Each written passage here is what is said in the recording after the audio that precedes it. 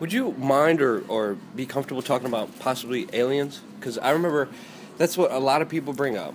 I've read some of the research, but I haven't really done my homework on it.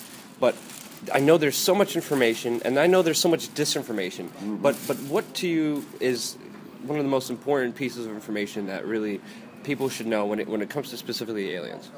Well, first off, when I was a young reporter, we were told there's really no such things as UFOs, okay? They were just misidentified aircraft, or perhaps hallucinations, or maybe psychosis, and even then as a reporter I thought, wow, what a big story.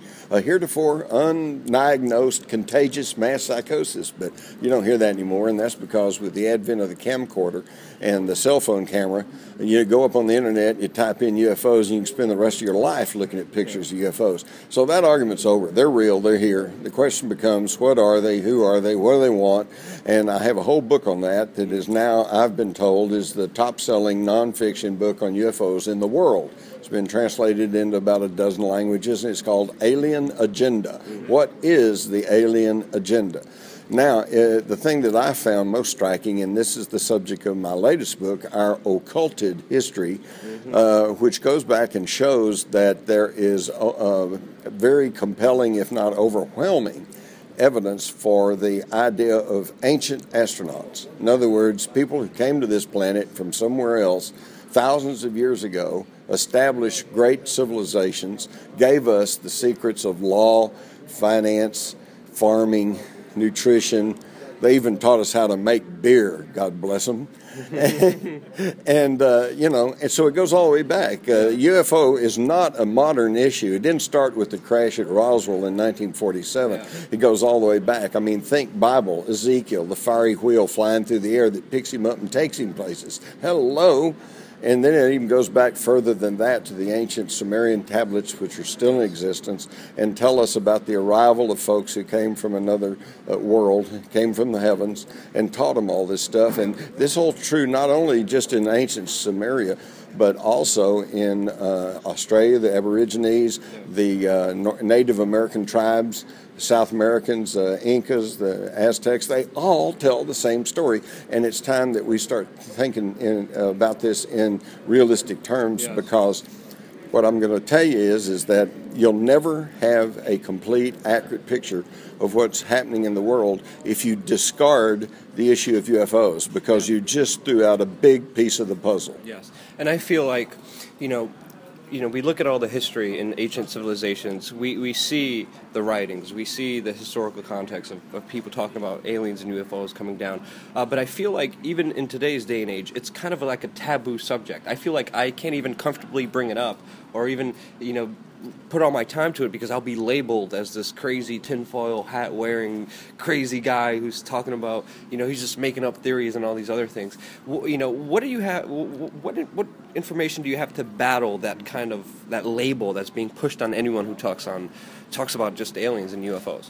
Well, I know exactly what you're talking about because I've been there, done that, okay?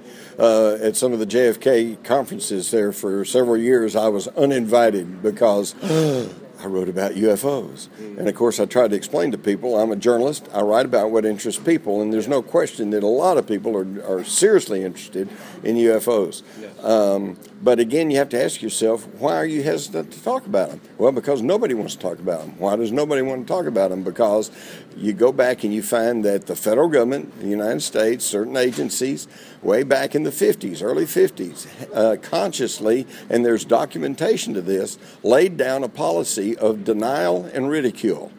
There's nothing there, folks, and if you keep saying there is, you may need psychiatric treatment. And that's been damned effective to keep people quiet all these years. I'm just goofy enough that I'm like a little boy who said, hey, the emperor hadn't got any clothes on, I'm just stupid enough to go ahead and talk about it, all right? And I talk about it because, as far as I know, I have never personally seen a UFO. But as a reporter for almost 50 years, I've talked to pilots, both military and commercial, air traffic controllers, police officers, officials of the FAA, and these people, astronauts, And they seriously talk about UFOs, and they talk about their experiences, and after a while you have to begin to realize that they're not all hallucinogenic. Yes, there's a historical context. There's also, you know, a declassified government side that they keep hiding away from us, and they won't tell us what's exactly happening, whether it's technology or aliens. That's a big part of it as well. Well, even the presidents of the United States cannot get to the information. Bill Clinton sent his buddy Webster Hubbell to the Justice Department, made him an associate attorney general of the United States, and told him, I want you to find out who killed Kennedy and what's the truth about UFOs. And Webster Hubbell in his book said he was unable to get to the information. Wow. So yeah, so I never even knew about, you know, that really important piece of information. But the last question I have is, why do aliens matter? You know, some people have all these different theories that they could just, you know, squish us like bugs. I know, you know, what is your explanation to why researching and looking into aliens is very important? Well, again, because the issue of UFOs and extraterrestrial life, you know, it obviously plays a part of our history, and so it's obviously they're here now. And although we, meaning the common people, we have no idea exactly who they are or what they're up to, except I can say this without fear of contradiction. The whole idea that they're coming and going to invade the earth and blow up the cities and eat us or whatever, like we see in movies like Independence Day, that's not it. Because if that was the game plan, they could have done that ages ago, when all they had to do, all we had to fight them with bows and arrows, you know. And so I don't think they're here to conquer us. I think they're here kind of because they're interested in seeing our species, and I think they have something akin to the Star Trek Prime Directive, which is that they have come to an understanding that it's not proper to overtly interfere with the natural evolution of a species. But I think they also are worried, as many of us, about the fact that our technology is outstripping our social progress, and we might accidentally blow ourselves up, and I don't think they want that. And I think that they, in certain covert ways, have been slipping us technology and slipping us information so that they can kind of kick us up the evolutionary ladder. And since they are an integral part of whatever's happening today, then again, you'll never understand the true state of the world unless you include that issue. I think if I was the alien, I would come down to Earth. I think it would be really interesting, sad drama and tragedy. I can't even say that word. Tragedy. Just watching everything unfold as it's unfolding. Yeah. It's definitely an interesting show here on Earth. I appreciate you very much, Mr. Mars. Your book has helped me have an open mind, especially at a very young age when I was able to get ruled by secrecy. I really, really appreciate it. Thank you so much. Is there anything else you'd like to say, and can you also tell us your website?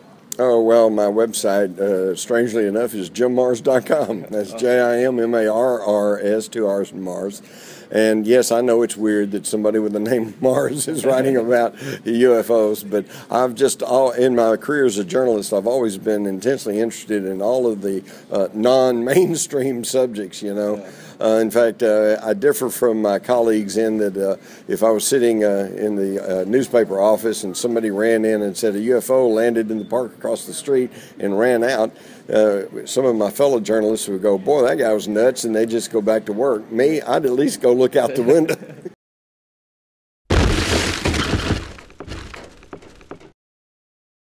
But that's just the warm-up. It gets much better here.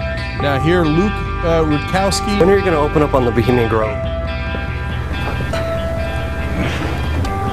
Bye-bye. What's this picture of? Voices echo across the city! No man here will defend the